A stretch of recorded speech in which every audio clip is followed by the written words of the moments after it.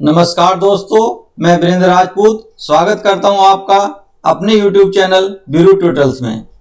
दोस्तों, आज का मेरा टॉपिक है परसेंटेज, जिसका पार्ट 2 है सक्सेसिव परसेंटेज, क्रमागत प्रतिशतता। आप इस वीडियो में जब आप डिस्क्रिप्शन बॉक्स में जाएंगे तो वहां पर जो है आपको एक लिंक मिलेगा ऑनलाइन टेस्ट का। वहां पर आपको 10 क्वेश्चन मिलेंगे 10 मार्क्स के। ये डिस्क्रिप्शन बॉक्स में आपको जो है लगाने हैं। इसके बाद आपका वीडियो देखने के बाद आपको पता चलेगा कि हाँ, आपने इस वीडियो से कितना सीखा है। ठीक है, देखिए अभी तक जो है मैं लगभग 35-36 वीडियो बना चुका हूं। आप एक क्रम में सारे व्यवस्थित रूप में आपको मिलेंगे मेरे प्लेलिस्ट में आप जाएंगे तो। और आज जो है मैं 10th टॉपिक ले रहा हूं। आप देख सकते हैं जो येलो में है ये मेरा रनिंग वीडियो है, सक्सेसिव परसेंटेज। ठीक है, और जो इससे पहला जो पार्ट 1 था उसमें फ्रैक्शन टू परसेंटेज कन्वर्जन का जो लिस्ट मैंने एक दिया था आपको, कैसे कन्वर्ट करते हैं उसके बारे में बताया था। आज सक्सेसिव परसेंटेज के बारे में डिस्कस करेंगे। ठीक है, और आने वाले जो टॉपिक हैं उन्हें आप देख सकते हैं। ये मेरे आने वाले टॉपिक हैं जो बाद में मैं करूंगा, लगभग 30 टॉपिक कवर करूंगा। तो यदि आपने अभी तक मेरा चैनल सब्सक्राइब नहीं किया है तो please subscribe my channel, like and share Biru tutorials nursing society. चलिए शुरू करते हैं आज का अपना टॉपिक। ये देखिए फ्रैक्शन टू परसेंटेज कन्वर्जन का जो मैप है, मैपिंग मैंने वो बना करके आप लोगों के लिए लगाया है। इसका एक स्नैपशॉट आप ले सकते हैं और अपने नोट्स में इसको शामिल कर लेना। देखिए सक्सेसिव परसेंटेज एक्चुअल में है क्या, थोड़ा देखते हैं। कोई हमारे पास अमाउंट है x, उसे हमने क्या किया, a% से इंक्रीज किया। ठीक है, तो वो जो है y बन जाएगा। अब उस y अमाउंट को हमने क्या करा है, b% से डिक्रीज कर लिया। मैंने क्या करा, यहां पर दोनों ही रूप ले लिए हैं, इंक्रीज भी और डिक्रीज भी। ठीक है, ताकि आपको जो है पता चल जाए। तो हमारे पास लास्ट में क्या है, z अमाउंट मिल जाएगा। ठीक है, अब ये जो a और b है ये कहलाएंगे कि हमने किसी अमाउंट पहले हमने क्या करा है, a% रेट से कुछ इंटरेस्ट लिया है, या जो भी उसमें बढ़ोतरी या घटोतरी हो रही है परसेंट क्या है उसका a% है। इसे हम डिक्रीज भी कर सकते हैं, इंक्रीज भी कर सकते हैं, किसी भी क्रम में हो उससे हमें कोई मतलब नहीं है। a% और b%, ये इंक्रीज है ये डिक्रीज है, दोनों डिक्रीज है दोनों इंक्रीज है। ठीक है, अब देखिए मैं यहाँ एक एग्जाम्पल ले रहा हूं कि मैंने माना अमाउंट 100 है और आपने क्या करा, इसे 10% से इंक्रीज करा। 10% से क्या करा, इंक्रीज करा। तो आप देखेंगे इसकी वैल्यू निकल के कितनी आ जाएगी। देखिए 10% इसका कितना होता है, 10 होता। तो आप क्या करेंगे, इसमें ऐड कर देंगे तो 110 आ जाएगी। ठीक है, और इसे जो है 110 को आप क्या कह रहे हैं, फिर 20% से डिक्रीज कर रहे हैं मान लो। तो जब आप 20% डिक्रीज कर रहे हैं तो इसका 20% 11 दूनी 22, तो आप क्या करेंगे, -22 करेंगे। ठीक है, तो आपके पास जो वैल्यू निकल गई ये आई 80।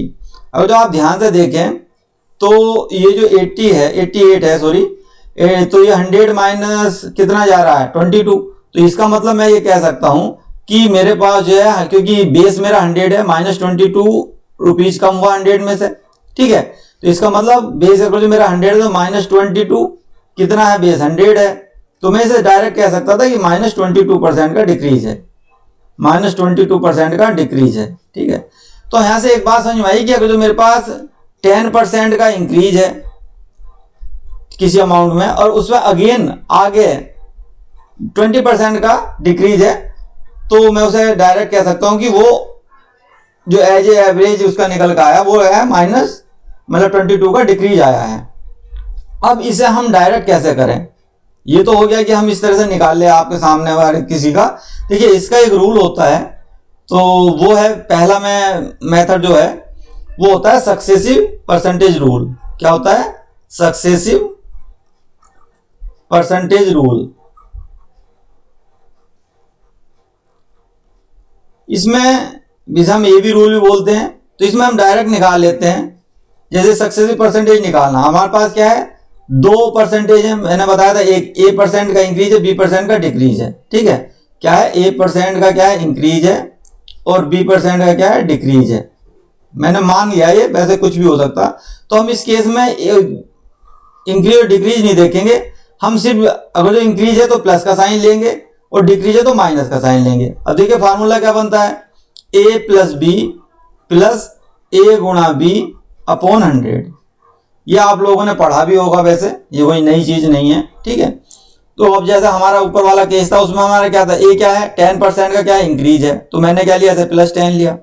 B क्या है, डिक्रीज है, -20 है, प्लस A कितना है, +10 हो गया, गुणा B क्या है, -20 हो गया। ठीक है, डिवाइड करेंगे आप 100 से, तो आप देखेंगे ये 2 0 कट गए, और इधर से आपके पास आ गया -10, और यहाँ से आ जाएगा -10, हाँ, और इधर से आ गया आपका, सॉरी यहाँ पर मैंने 22 गलत बता दिया आपको, ये 12 होगा। ठीक है, ये क्या है, 12 होगा। ठीक, सॉरी माय मिस्टेक। तो ये जो है आपके पास -10, और इधर से आ जाएगा आपका -2, तो ये आपका -12% आ गया। तो हम इस तरह से जो है डायरेक्ट इस फार्मूले में वैल्यू पुट करके हम जो है निकाल सकते हैं सक्सेसिव परसेंटेज। अब देखिए और क्या किया जा सकता है,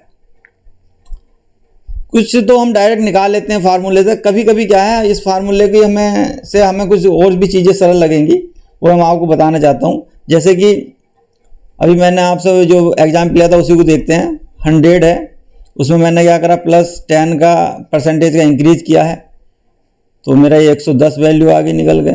ठीक है, फिर मैंने क्या करा, -20% करा, तो ये मेरा क्या आ जाएगा, 88 आ जाएगा, और इधर से इधर आप देखेंगे तो -12 का डिक्रीज आपको मिलेगा। ठीक है, यही है। अब जरा दूसरा मेथड जो है वो मैं रेशियो मेथड यूज कर रहा हूँ। ये क्या है, देखिए मैं इन 3 मेथड में आपको समझाने की कोशिश करूँगा। पहला फर्स्ट मैं पिछले स्लाइड में आपको बता चुका हूँ, ये सेकंड में बता रहा हूँ। आपको ध्यान से देखना है, और जैसा क्वेश्चन होगा और जो इसकी जो वैल्यूज होंगी उसके अकॉर्डिंगली हम जो है, अब जो वैल्यूज ईजी होंगी तो क्या करना है, और किस तरह से सवाल को हम, इन तीनों मेथड को हमें ध्यान रखना है कि कौन सा यूज करें, क्योंकि जहाँ जो हमें सरल लगेगा वही मेथड हम यूज कर लेंगे, और हमें अपने समय की बचत करनी है। देखिए मैंने बोला पहला है मेरा 10% का इंक्रीज। 10% को आप क्या लिख सकते हो, 1/10 लिख सकते हो रेशियो में। ठीक है, तो अगर जो आप रेशियो में 1/10 लिख सकते हो, तो देखिए आपको करना क्या है, आप यहाँ लिखेंगे इनिशियल वैल्यू, ये क्या है, इनिशियल वैल्यू, और ये आपकी फाइनल वैल्यू। ठीक है, अब देखिए ये इसमें क्या होता है, जो मैंने रेशियो में लिखा, जब मैंने रेशियो वाला चैप्टर को आपको पढ़ाया था, वहाँ बहुत अच्छे से बताया था कि ये जो 1 है, जो 1 लिखा हुआ ऊपर आपका और नीचे 10 है, तो इसका मतलब है ये है कि 10 में से एक हिस्सा, मतलब जो टोटल आपके पास 10 है, ये क्या है, टोटल है आपके पास 10, तो उसमें से एक हिस्सा जो ये पार्ट है उसका, तो ये अगर जो इंक्रीज है तो एक पार्ट इंक्रीज होगा, मतलब 10 में एक जुड़ जाएगा। तो जो मैं कहूँ कोई चीज़ इनिशियल मेरे पास 10 है, तो यही है इनिशियल। अब जो मैं फाइनल की बात करूँगा तो क्योंकि इंक्रीज है तो ये क्या हो जाएगा, 11 हो जाएगा। ठीक है, अब देखिए दूसरी चीज़, दूसरा परसेंट था मेरा 20%, ये क्या डिक्रीज है, तो इसका मतलब 1/5। ठीक है, तो 1/5 का जो मैं इनिशियल वैल्यू मेरे पास 5 है, तो ये देखिए यहाँ 1 क्या होगा, डिक्रीज होगा, क्योंकि यहाँ क्या डिक्रीज है, तो 5 में से आप क्या 1 घटा देंगे, तो यहाँ क्या आ जाएगा आपका 4 आ जाएगा। देखिए यहाँ क्या किया था मैंने, यहाँ क्या था, मैंने 10 में 1 जोड़ा था। ठीक है, और यहाँ मैंने क्या करा, 5 में से -1 किया है। ठीक है, अब क्योंकि ये रेशियो मेथड है, तो आप ये देखिए इनिशियल और फाइनल, इनिशियल आपका अलग चल रहा है, फाइनल अलग चल रहा है, और हम यहाँ करना क्या जा रहे हैं, नीचे मल्टीप्लीकेशन करना जा रहे हैं, मतलब इसका इससे मल्टीप्लीकेशन करेंगे, 10 का 5 से और 11 का 4 से। तो आप देखिए यहाँ मल्टीप्लीकेशन करने से अच्छा ये है, अगर जो कोई चीज संख्या कट रही है, आप इसे ऐसे भी तो लिख सकते हैं ना। देखिए 10 गुणा 5, क्योंकि रेशियो में है तो आप नीचे लिखेंगे 11 गुणा 4, तो आप 2 दूनी 4, 2 पंजे 10, इसे काट सकते थे ना। तो यही मैं मेथड, ये जो काटना है डिवीजन वाला जो रूल है, ये मैं यहीं लगा लूंगा इनिशियल और फाइनल वैल्यू में, 2 दूनी 4, 2 पंजे 10। अब मैं जो सरल करूंगा तो मेरे पास डायरेक्ट जो मल्टीप्लीकेशन होगा वो थोड़ा इजी हो जाएगा। 25 इंटू 11 दूनी 22, ये आ गया मेरे पास। अब आप देख लीजिए कितना 25 से आप कितना जा रहे हैं, 22 जा रहे हैं। इसका मतलब क्या है, इसका मतलब ये होगा कि आपका डिक्रीज कितना है, -3। भाई मैं यही तो कहूंगा। तो -3 कितने पर है, 25 है। इनिशियल वैल्यू पे लिया जाता है, कभी भी आप जब भी परसेंटेज निकाल लेंगे वो इनिशियल वैल्यू पे निकाल लेंगे, क्योंकि आपके पास पहले क्या मौजूद था। लास्ट में आपका कुछ भी हो रहा है उससे मुझे मतलब नहीं है, मेरे पास पहले क्या था, तो पहले तो 25 ही था ना, तो उसी पे मैं जो है अपना परसेंटेज निकाल लूंगा। तो 25 हो जाएगा इंटू क्या हो जाएगा 100, 25 चौका 100 माइनस 12%। तो देखिए सभी पिछले मेथड में 12% था, इसमें भी 12% का डिक्रीज है। तो आप जो है इसे आराम के साथ लिख सकते हैं 12% का डिक्रीज। पर आप जो है इस कंसेप्ट को समझने की कोशिश करें, ये मैं बहुत जगह यूज करूंगा जब भी मैं सवाल करूंगा, ठीक है। रूल भी यूज करूंगा A+B वाला जो मैंने इससे पहले बताया था। अभी आते हैं हमारे तीसरे कंसेप्ट में। ठीक है, तीसरे कंसेप्ट में क्या है, अगेन मैं वही फार्मूला ले रहा हूं 100, मैंने इसमें जो है 10 का इंक्रीज करा, 10% का इंक्रीज किया तो मेरा 110 वैल्यू निकल के आ गई, और फिर मैंने क्या 20% का डिक्रीज करा तो ये आ जाएगा 88। मतलब यहाँ जो वैल्यू इंक्रीज होगी वो 10 होगी, और यहाँ जो वैल्यू इंक्रीज होगी -11 दूनी 22 हो जाएगी। तो यहाँ आप देखेंगे तो -12 का आपको परसेंट का मतलब एक तरह से डिक्रीज नहीं मिल रहा है, ठीक है। अब देखिए थर्ड मेथड क्या है, थोड़ा ध्यान से देखना। थर्ड मेथड में मैं मल्टीप्लिकेशन फैक्टर यूज करूंगा, मल्टीप्लिकेशन फैक्टर। अब देखिए मल्टीप्लिकेशन फैक्टर में क्या है, ये अब मल्टीप्लिकेशन फैक्टर अगर जो हम पे निकालना आता है तो हम क्या है कैसे भी, अगर जो ये तो मैं जैसे हमने फार्मूला है तो फार्मूले में हमने क्या करा, आपके पास सक्सेसिव परसेंटेज में 2 अंकों तक हम 2 स्टेजेस तक गए। अब जो स्टेज हमारी 3, 4, जैसे किसी कोई क्वेश्चन होता है कि जनसंख्या 5 साल तक बढ़ रही है और उसकी दर ये है, तो वहां हम कैसे करेंगे, तो उस जगह पर हम अपना मल्टीप्लिकेशन फैक्टर को यूज कर सकते हैं चाहे तो। और बाकी हम देखेंगे कि और उससे अलग भी कुछ मेथड दूसरा हम यूज कर सकते हैं, सेकंड मेथड भी हम वहां पर यूज कर सकते हैं। पर अगर जो फॉर्मूले में जाएंगे ना, तो फॉर्मूले में हम डायरेक्ट 5 में दूसरे यूज नहीं कर सकते, ये नहीं कर सकते A+B+C+D, ऐसा नहीं होगा वो। पहले 2 सक्सेसिव का पहले आप वैल्यू निकाल लेंगे, फिर उसके साथ में तीसरे को ऐड करेंगे, फिर आप 3 का ऐड होने 3 का जब मिल जाएगा फिर 4 को ऐड करेंगे, तो बहुत लंबा प्रोसेस हो जाएगा। इसलिए हमें मल्टीप्लिकेशन फैक्टर का जो है उसे हम कैसे डील करेंगे उसे थोड़ा समझते हैं। देखिए जब हम बात करें 10% इंक्रीज की, तो थोड़ा आप ध्यान दीजिए इसका मतलब क्या है। जो आपके पास वैल्यू है x, इसे मैंने x बोल रहा था ना, और इसे जो है y बोल रहा था, तो जब ये जो वैल्यू 110 आती कैसे है, देखिए आपको ध्यान होना चाहिए कि जो वैल्यू है, जो आपका ये यहाँ हमने इनिशियल वैल्यू ली थी वो 100 थी, ठीक है। उस पर 10% का हमने इंक्रीज करा ना, तो 10% मतलब 10 आ गया, ठीक है। और डिवाइड कर रहा हूं मैं इसे 10 से, वो सॉरी 100 से, क्योंकि बेस मेरा 100 है। कहने का मतलब ये है कि हम ये मान के चल रहे हैं कि 100% वो टोटल वैल्यू है, तो 100 प्लस में आपको क्या करना है, जितना परसेंटेज का आपका इंक्रीज है, 10% का इंक्रीज है, और डिवाइड में क्या ले जाएंगे, 100 ही ले जाएंगे। तो आप देखेंगे 110 डिवाइड बाई 100, यानी कि ये आपका आ जाएगा 1.1। तो आपके पास एक मल्टीप्लिकेशन फैक्टर आ गया 1.1, ठीक है। अगर जो आप दूसरा देखें इसी तरह से 20% का डिक्रीज है, तो यहां भी आप इसी तरह से निकाल सकते हैं 100 माइनस कितना 20 डिवाइड बाई 100, यानी कि 80 डिवाइड बाई 100, यानी कि 0.8। अब यहां कोई साइन लगाने का जरूरत नहीं, आपको डायरेक्ट जो है इन नंबरों से मल्टीप्लाई करना है। देखिए कैसे, मेरे पास इनिशियल वैल्यू क्या थी, 100 थी, ठीक है। अब इसे मुझे किससे वैल्यू मल्टीप्लाई करना, 1.1 से, क्योंकि 10% का इक्विवेलेंट कितना आ रहा है 1.1, 20% का डिक्रीज कितना आ रहा है 0.8, 10% का इंक्रीज कितना आ रहा है 1.1, तो मुझे डायरेक्ट मल्टीप्लाई करना है। तो जब मैं 1.1 से मल्टीप्लाई करूंगा तो ये आ जाएगा मेरा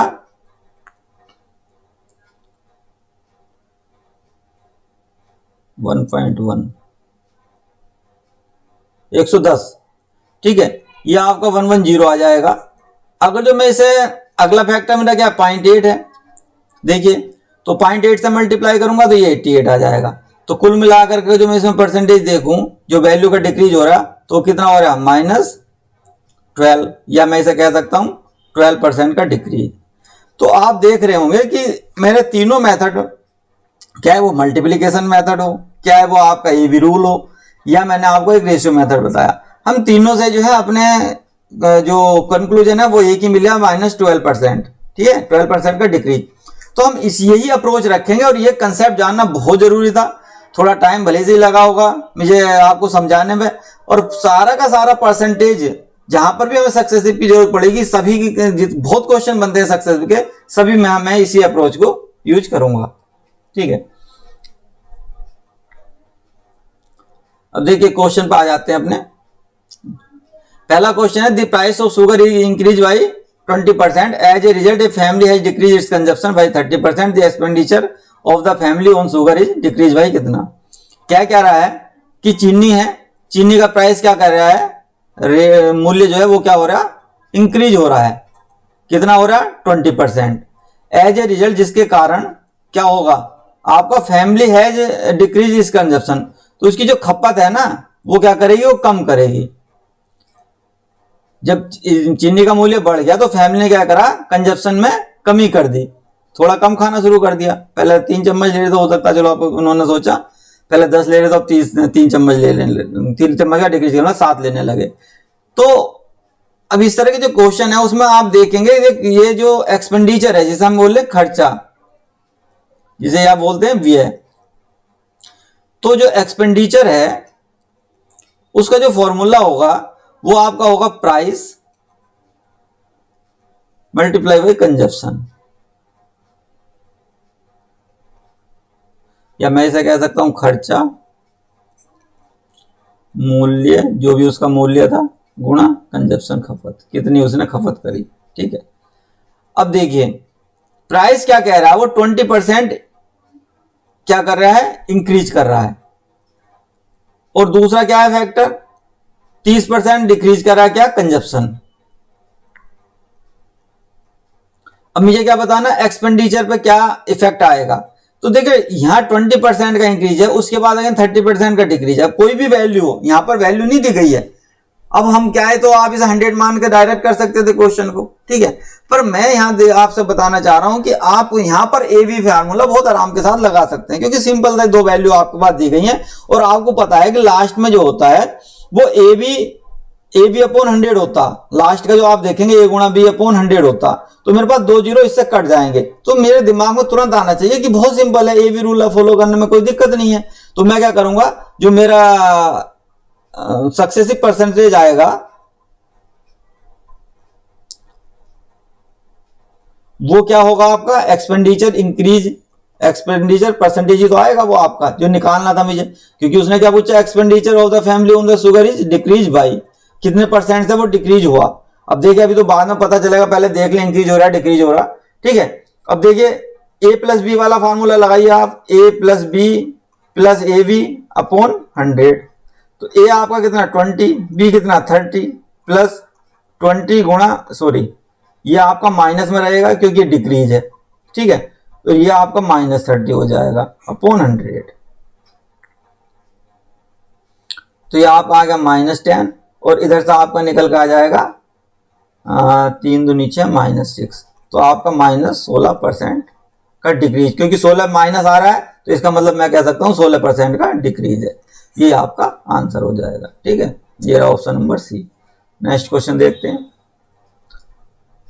ठीक है, क्वेश्चन में कुछ नहीं रहता, बस हमारी अप्रोच जो है वो सही होनी चाहिए। The price of sugar is increase by 20% as a result family decrease consumption.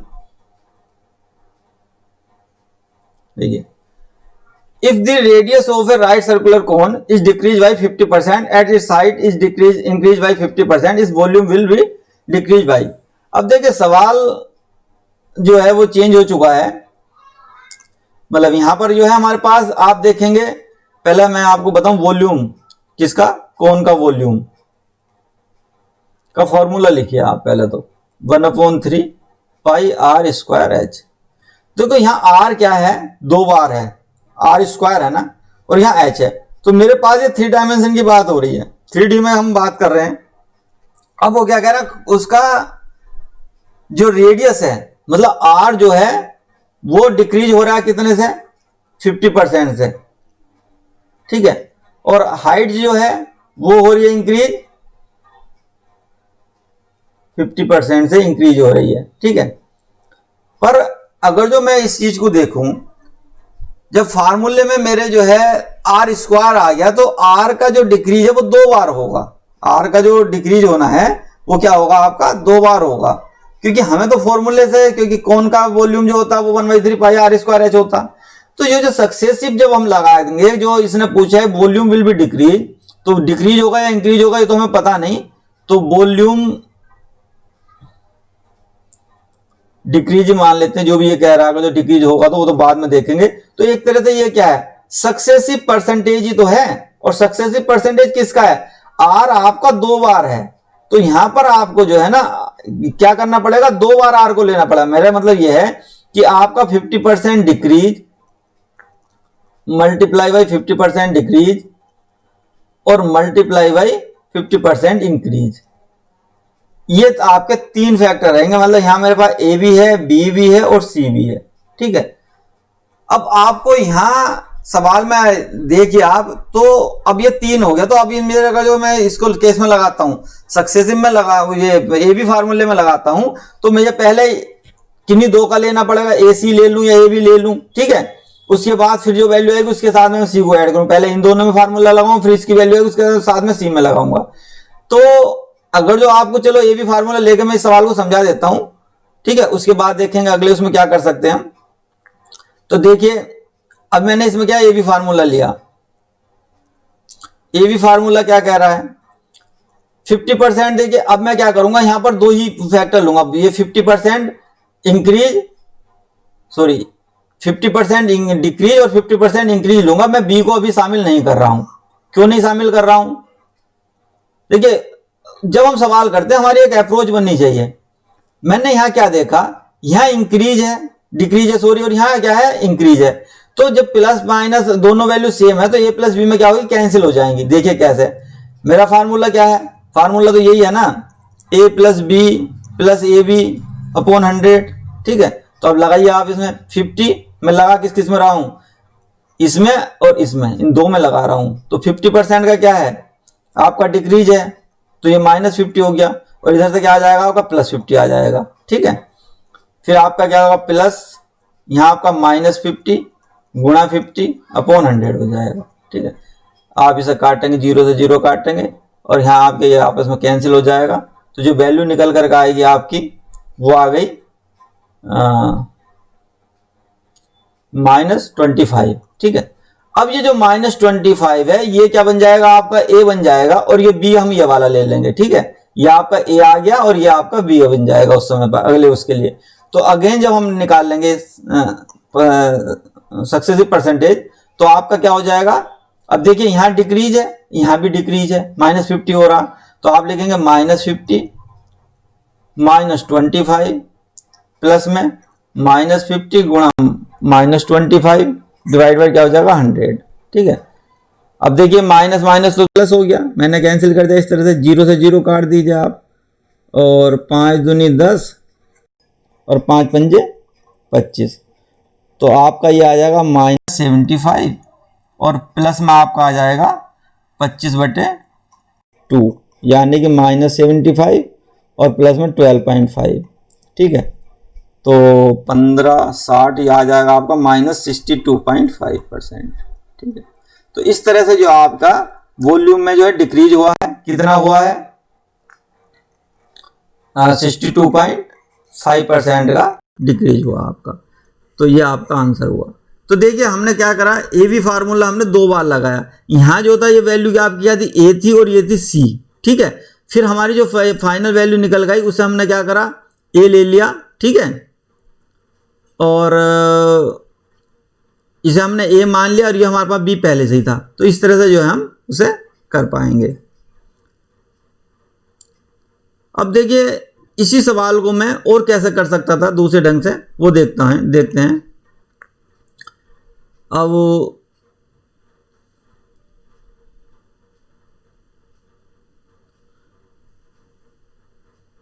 देखिए पहला क्या है, जब मैं रेशियो मेथड से देखूं इस सवाल को, तो रेशियो मेथड क्या कह रहा है आपका, -50%। देखिए 2 बार डिक्रीज है, मैंने क्या बोला था, -50%, फिर -50% मल्टीप्लाई +50%। तो देखिए 50% होता कितना है, 50% का डिक्रीज है, तो आपका क्या हो जाएगा 1/2। तो मैंने क्या बताया था, इनिशियल वैल्यू और फाइनल वैल्यू आपको, ठीक है। तो इनिशियल वैल्यू आपकी कितनी है, 2 है। अब देखिए डिक्रीज है तो ये 1 आ गई, फिर 50% का डिक्रीज करेंगे आप तो 1/2 हुआ, ये 2 है, ये 1 आ गई, फिर 50% का आपने इंक्रीज करा 1/2। देखिए यहाँ इंक्रीज है तो आप क्या करेंगे 2 और यहाँ क्या हो जाएगा 3, क्योंकि ये क्या है जुड़ जाएगा इसमें, ये क्या है जुड़ जाएगा इसके अंदर, ठीक है। 2 में बेस में क्या है ये ऐड होगा, ठीक है। तो इस चीज़ का आपको ध्यान रखना है। यहाँ पर माइनस होना था क्योंकि यहाँ इसका मतलब क्या माइनस करना आपको, डिक्रीज का मतलब, और इंक्रीज का मतलब आपको प्लस करना है, बस इतना ध्यान रखना है, ठीक है। अब आप देखेंगे कुछ कट तो रहा नहीं है, तो 2 दूनी 4 दूनी 8 और ये आएगा 3 ही आ गया ये आपका, ठीक है। जब आप इनको क्या करना मल्टीप्लिकेशन करना, मतलब ये आपका हुआ इनिशियल वैल्यू आपकी क्या हो जाएगी 2 गुणा 2 गुणा 2 और फाइनल वैल्यू क्या आ गई आपकी 1 गुणा 1 गुणा 3। ठीक है, मैं एक एक स्टेप आपको बता रहा हूँ ताकि आगे आपको कोई दिक्कत ना हो, ठीक है। अब क्या कह रहा है वो जो डिक्रीज है वो, अब इनिशियल वैल्यू आपकी 8 है, पहुँच कितनी गई 3 पहुँच गई, तो आपका डिफरेंस कितना आया -5 आया। तो आप देख ली परसेंटेज सक्सेसिव आपका जो परसेंटेज है वो कितना आएगा निकल करके। तो आपने देखा -5 कितने पर है, आपका बेस क्या है, बेस तो आपका पहला वाला इनिशियल 8 है, मल्टीप्लाई बाई 100 हो गया, ठीक है। 4 दूनी 8, ये 25 हो जाएगा आपका। तो आप देखेंगे -25 पंजे 125/2 यानी -62.5। तो ये आपका परसेंटेज आ गया, मतलब 62.5 का आपका परसेंटेज डिक्रीज हो गया, यही आपका आंसर है। तो आप जो है एक सवाल को, अब देखिए जो हमारा पिछला क्वेश्चन था, ये सेम क्वेश्चन में जो मैंने पिछला मेथड बताया आपको ए बी रूल का, तो उस ए बी रूल में हमें दो स्टेज में जाना पड़ा। जो हमने सवाल किया उसके जो है 2 फेज बने, ठीक है। पहले हमने ए बी करके जोड़ करके निकाला, फिर उसकी वैल्यू को हमने सी से ऐड कराया, ठीक है। पर अभी हमारे पास ऐसा नहीं था, तो मैंने क्या बताया था आपको, ये जो रेशियो मेथड है ये बहुत ईजी कर देता है सवाल को। आप रेशियो मेथड या अब इसमें वैसे आप चाहते तो अपना मल्टीप्लिकेशन फैक्टर भी लगा सकते हैं, पर मल्टीप्लिकेशन फैक्टर में क्या है फिर उसके आपको मल्टीप्लाई करना है, पर यहाँ पर ऐसा नहीं। यहाँ पर काफ़ी हद तक वैल्यू क्योंकि रेशियो में रहती है तो आपको पता है आपकी काफ़ी सारी वैल्यू जो है कट जाती है पहले ही। तो जो फाइनल आप लेते हैं, आपके पास जो संख्याओं का हैंडल करना है ना, जो डिजिट आपको हैंडल करनी है, जो अंक आपको हैंडल करने हैं, वो आपके लिए बहुत ईजी है। देखिए वहाँ पर अब आप अगर जो पिछले क्वेश्चन में देख पा रहे थे, तो आप देखिए 50 को आप जो है चल रहे थे, तो यहाँ पर आपके पास क्या 83 आ गया, तो 83 बहुत सिंपल नंबर है। तो इस तरह से हम जो है अपनी अप्रोच डेवलप करेंगे कि हमें क्वेश्चन देखते के साथ ही पता चलना चाहिए हमें कौन सा मेथड यूज करना है। अगला क्वेश्चन देखते हैं।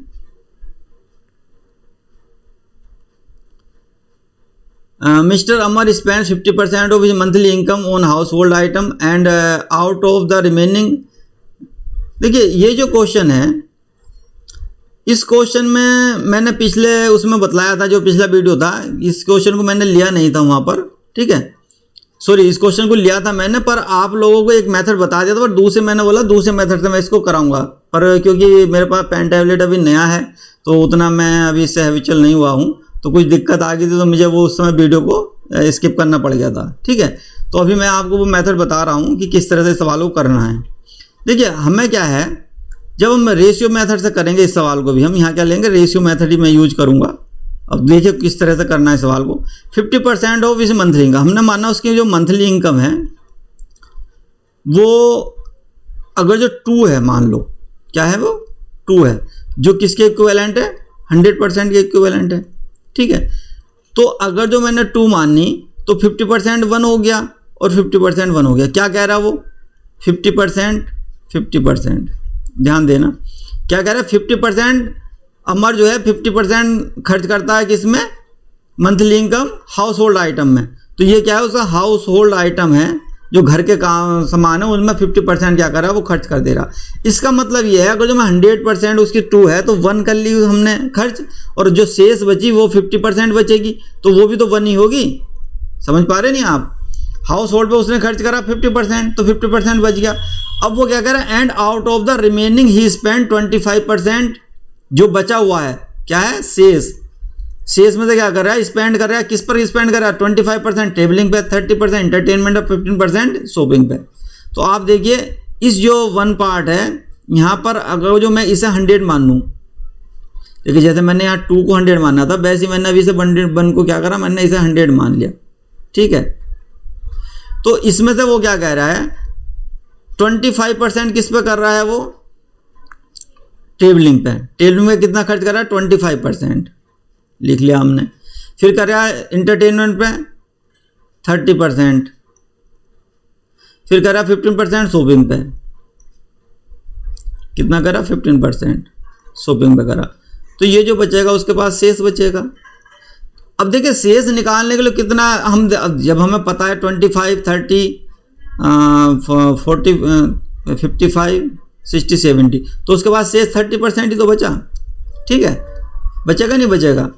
अब आप जो है इसको किसी भी ढंग से ले लीजिए। अब मैं रेशियो की बात कर रहा था, तो आप अगर जो देखिए 5 से मैं डिवाइड करूं तो 5 पंजे 25, 5 छंग 30, 5 तिया 15, ठीक है, और 5 छंग 30, ठीक है, यही तो आया।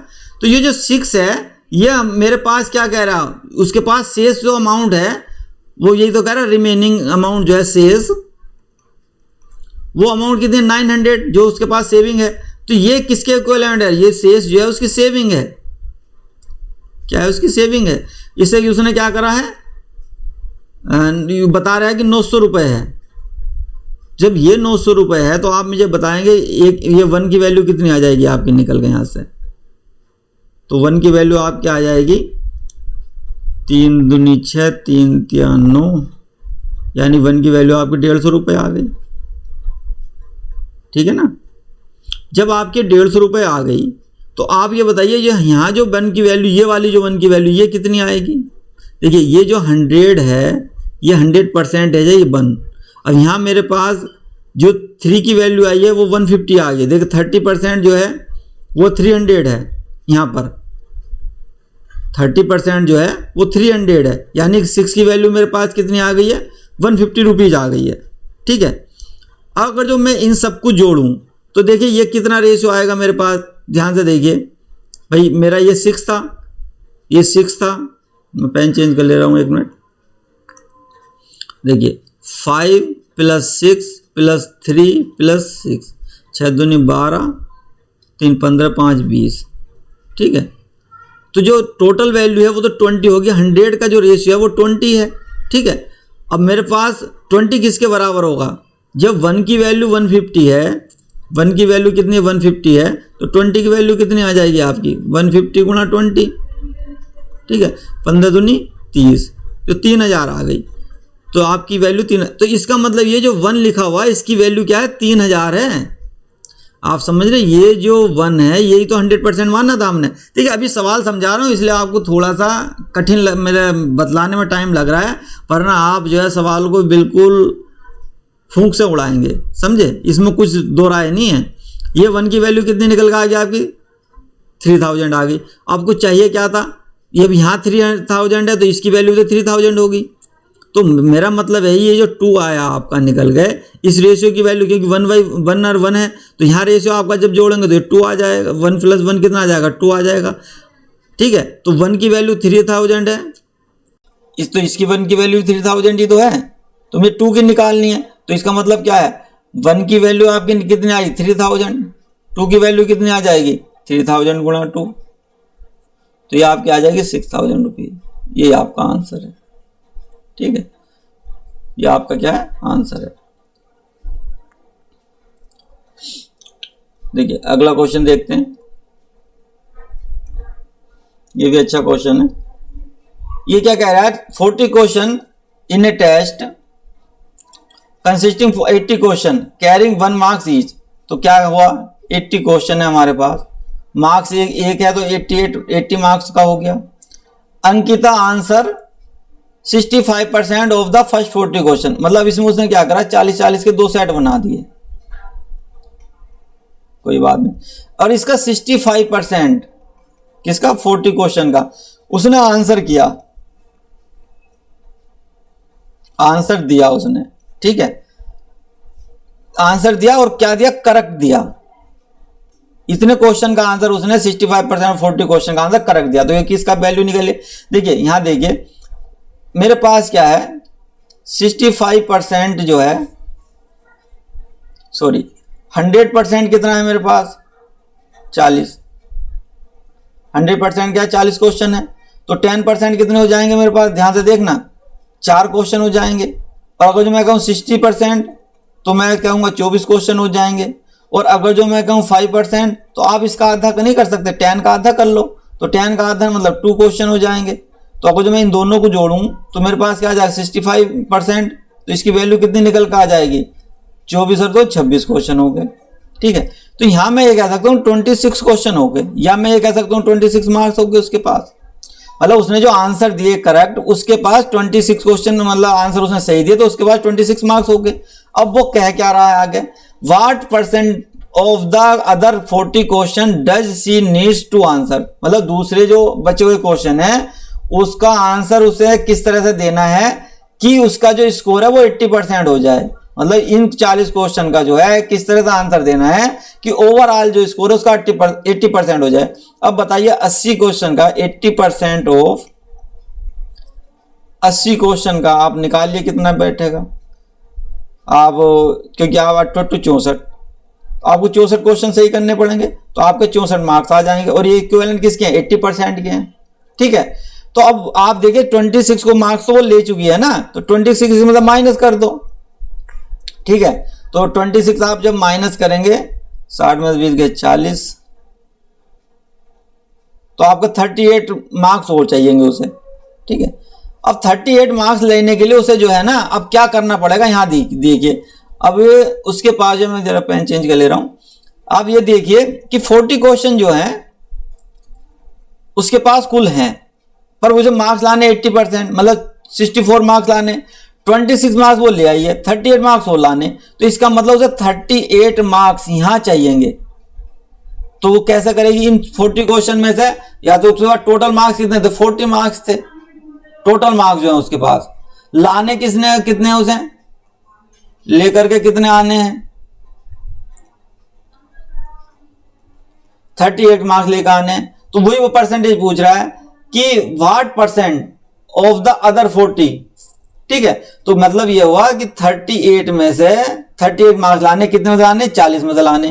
तो यही उसे परसेंटेज उसने हमें रिक्वायर्ड आंसर पूछा है, जो हमें रिक्वायर्ड है परसेंटेज वो पूछी है। तो ये है, आप इसे काट दीजिए, 1 0 से 1 0 कट गया, 4 से काटेंगे, 4 9 36, 37 38, 4 5 40, यानी कि 95 आपका आंसर हो गया, ठीक है।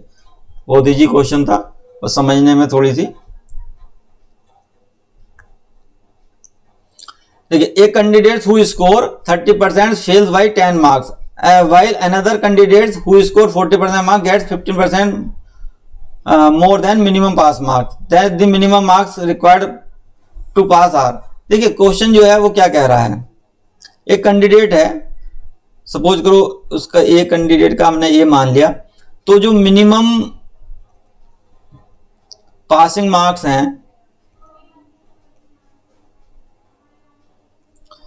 वो कितने, वो स्कोर कितने करा, 30% मार्क्स स्कोर करा, और फेल कितने था, 10 मार्क्स है।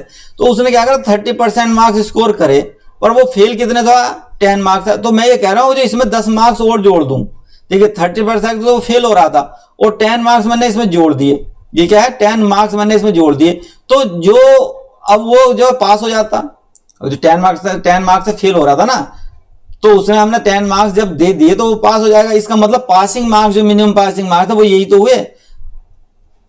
बी के केस में क्या कह रहा है वो, while another candidate who score 40 marks, मतलब बी के केस में मिनिमम पासिंग मार्क्स कितने हैं आपके 40%, who score 40% marks gate 15 more than minimum marks, मतलब उसके पास 15 मार्क्स ज्यादा आ गए तो मैं इसे तो -15 कर दूं कम। देखिए -15 मार्क्स मतलब 15 मार्क्स में तो कम कर देता हूं तो उसके पास मिनिमम मार्क्स आ जाएंगे। इसका मतलब ये मिनिमम पास में ए और बी ये दोनों इक्वल होने चाहिए। अगर जो ये इक्वल होने चाहिए तो हम इक्वल को क्या करेंगे, इन्हें दोनों को इक्वल करो।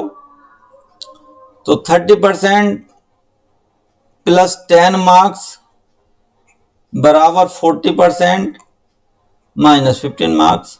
अब इन्हें अलग अलग कर लो, 40 माइनस 30 तो 10%, ये आपका इधर गया और ये इधर गया 25 मार्क्स। तो 10 मार्क्स तो 100 मार्क्स 100% कितने हो जाएंगे 250 मार्क्स, मतलब 250 मार्क्स का जो है वो पेपर था आपका। ठीक है, अब उन्होंने पूछा क्या दी मिनिमम मार्क्स रिक्वायर्ड, तो मिनिमम मार्क्स रिक्वायर्ड पूछे हैं तो मिनिमम मार्क्स देखिए आप कितने हैं, मिनिमम पासिंग मार्क्स आप किसी भी एक में वैल्यू पुट कर दो। अब देखिए यहाँ 30% प्लस 10 कर दोगे तो 30% कितना हुआ आपका, देखिए यहां से निकाल लिया आप 10% तो 30% कितना हो जाएगा आपका 25 या 75, तो 75 प्लस 10 यानी कि 85 आ गया। दूसरे ढंग दूसरे बी वैसे भी निकाल सकते हैं, जैसे हमने ए से निकाला वैसे बी से दोनों बराबर आने चाहिए। तो 40% है तो 40% कितना हो जाएगा, ये देखिए जब 10% 25 है तो 40% कितना हो जाएगा 10 25 है तो 4 से भाग कर देगा 100 हो जाएगा। 100 माइनस 15 करेंगे तो भी आपका 85 आएगा। इस तरह से आप देख सकते हैं कि आपको जो है सवाल हो पाएंगे। ठीक है, तो मैं अभी आपसे कह रहा हूं कि आप क्वेश्चनों से भागे नहीं, परसेंटेज है थोड़ा टाइम लगेगा, मैं कम से कम 4 से 5 वीडियो जो है आपके लेकर के आऊँगा। ठीक है, अभी कुछ क्वेश्चन रह गए हैं। थैंक्स फॉर वाचिंग, आप मेरे साथ जुड़े रहिए, मैं 100% आपका पूरा कोर्स कराऊंगा मैथ का। अभी जो आप मेरे बेसिक टॉपिक हैं वो लगभग कंप्लीट होने को हैं, परसेंटेज हो जाएगा। तो इसके बाद जब आप लॉस प्रॉफिट पढ़ेंगे तो आपको इतना आसान लगेगा जितना मैं परसेंटेज पे पढ़ाऊंगा ना आपको, तो लॉस प्रॉफिट में आपके सारे क्वेश्चन बिल्कुल ही आसान हो जाएंगे। तो आप मेरे साथ बने रहिए। थैंक्स फॉर वाचिंग, और अगर जो अभी तक आपने मेरा चैनल सब्सक्राइब नहीं किया तो please subscribe my channel, like and share Biru tutorials nursing society. Thanks, जय हिंद, जय भारत।